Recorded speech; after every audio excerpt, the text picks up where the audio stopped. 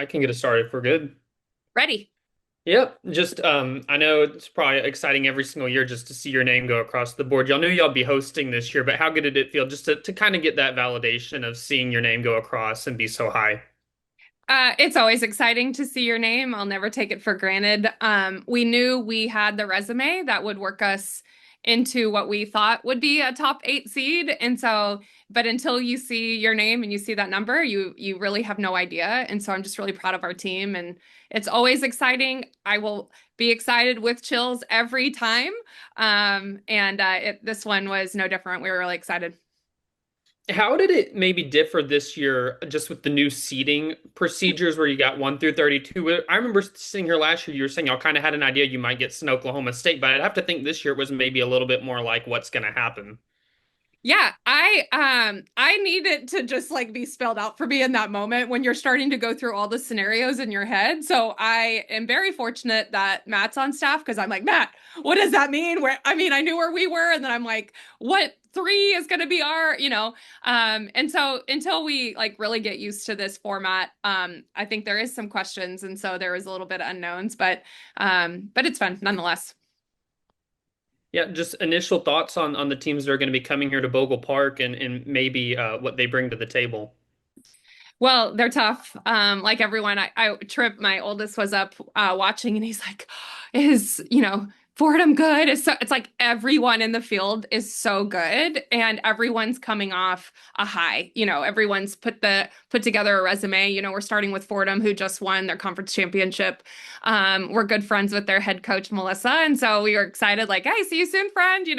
And then you look at South Florida, who's playing really well, just won their conference tournament.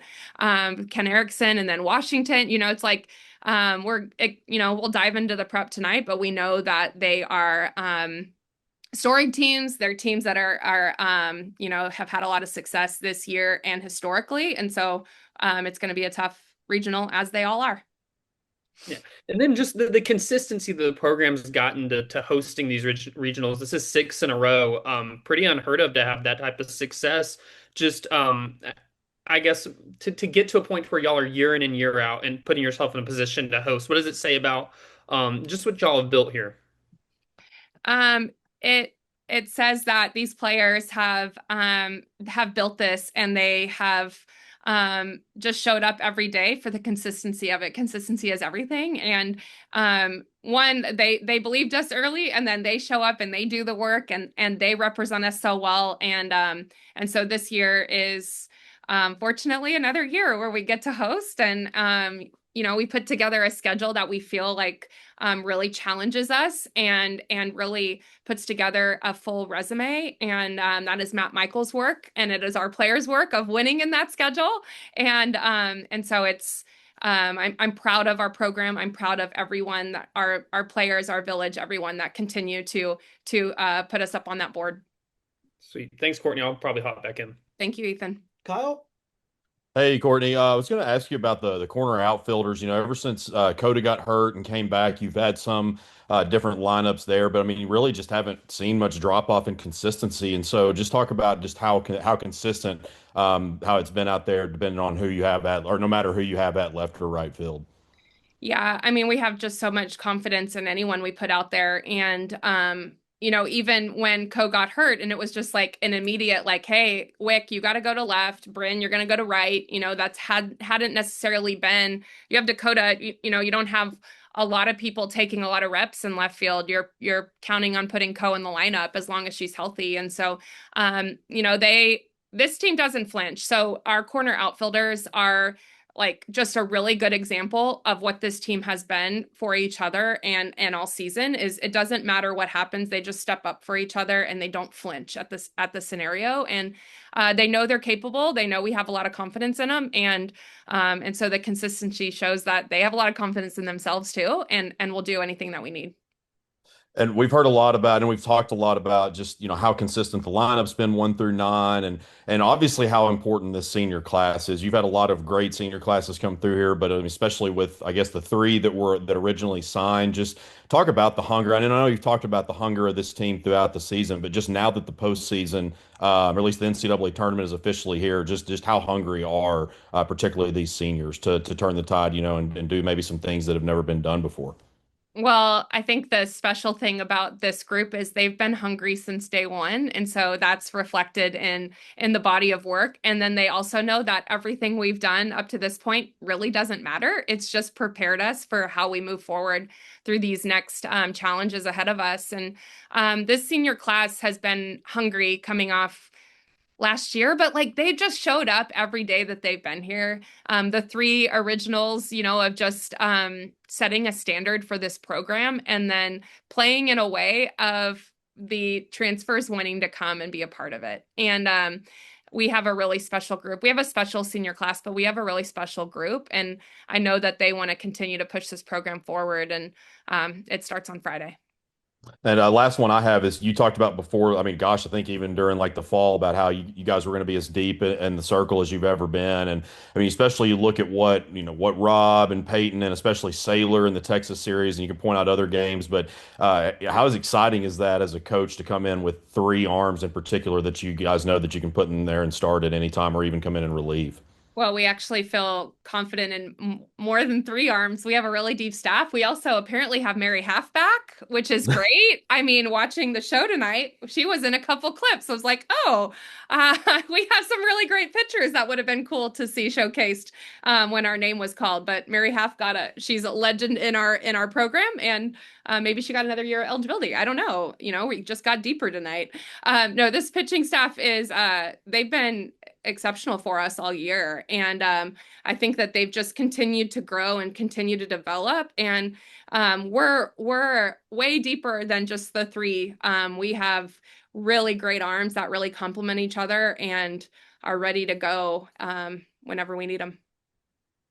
That's all I got. Thank you. Mm-hmm. Any more questions? Yeah, I'll hop back in. I'm glad you mentioned Mary a minute ago because I was thinking about this the other day whenever you picked up your 400th win at Arkansas, how your Florida pitchers between Mary and Robin have to be accountable. I haven't done the math, but they account for a whole lot of wins. And just what have that lineage kind of meant to you as far as they come from the same pitching coach, and you've just had so much success with kind of a niche pocket of softball recruiting with the Florida pitchers. Yeah, Lexi King has also worked with Casey Clark, Zerby, from Florida. I'm glad that you said that they come from the same pitching coach, because I was going to say that when you're done is when you have a pitching coach that one I know her really well. We played together in the pro league years ago, but just how she develops her pitchers, she does. I think she's one of the best, and so it's been a good pipeline. You know that they're going to be really sound. They're going to really understand the game. You know exactly who they are and how they work because of Casey. And so we've had a number of Casey pitchers, and she's done a great job. And Mary and Robin and Lexi and Callie Turner, and we've had a good number of them, and she does a great job. Yeah, I think you said after the Alabama game something along the lines of like that just wasn't like the team that you're used to watching play. Do you feel like maybe just the grind of the SEC might have caught up as far as just kind of needing a little bit of a break before? Like, how much do you think that this kind of turning the page might help just getting away from each other as far as the SEC is concerned? Getting away. I don't know. I think that I don't know that it's necessarily. I think you get used to lining it up against the best. There's no break. But when you're a competitor, there's no break anyway. You just have a standard of what your play should look like. And that was my disappointment in the Alabama game, is that's not our standard of play. And that's not what they've decided our standard of play is. And so I think that no matter what, there's so much parity in this sport. Everybody is so strong. It doesn't matter if it's an SEC team. It doesn't matter if it's Fordham or Washington. Like, they're gonna line it up, and we've been battle tested by having to line it up against the best, game in and game out. How do you feel like the teams responded from just a disappointing performance in their last time out? Do you think that they've have they just having some days helped out a little bit with that since then? I think so. I think they're ready to go for the NCAAs. You know, we always kind of like a lot of times don't see beyond our own nose, and so like it was the kind of how the conference tournament went. You know, our game ended up getting lopsided. It was really uncharacteristic, and then we saw that happen with Alabama and Texas, and we saw it happen with Alabama and Florida, and we saw it, you know, like we all get in those in that week, and I don't know, anything can happen in this game, and I think that coming out for us or for any of the SEC teams that week, I think we all just look forward to turning the page and knowing that we have been prepared. We have gone through everything. And, you know, like for our team responds really well. So I don't think they don't like not playing to our level or to our standard. And so they want to be better. They want to be better every time they show up at the field. And so I do expect our team to respond. I expect all of the teams in the SEC to respond. You know, so they're competitors. So that's what I expect from them. One more. Yeah, and when you've talked about how battle tested your team is when you're seeing those national seeds go by, and I think maybe top four were SEC or just so many in the top 16. Just how it may be validating is that once you get to this point where you get to flip the page and just see visually, like this is what this is what we went through. No, I think. Yeah, of the top four, three were SEC and Nebraska, who's had an exceptional year. And so, I think when you look up at, you know, the top three seeds, they were on our conference schedule. You know, we get to us and then we get to Florida. They were on our conference schedule. Like we had a conference schedule that are a lot of them are national seeds. We have gone through that. We have been, you know, we're battle tested. I'll say it again, you know, our schedule prepared us for what's to come down the pike. And it's just reinforced when you're seeing these, you know, national seeds and these teams that all showed up in your conference schedule. You know, it's been pretty tough. So yeah, we're ready.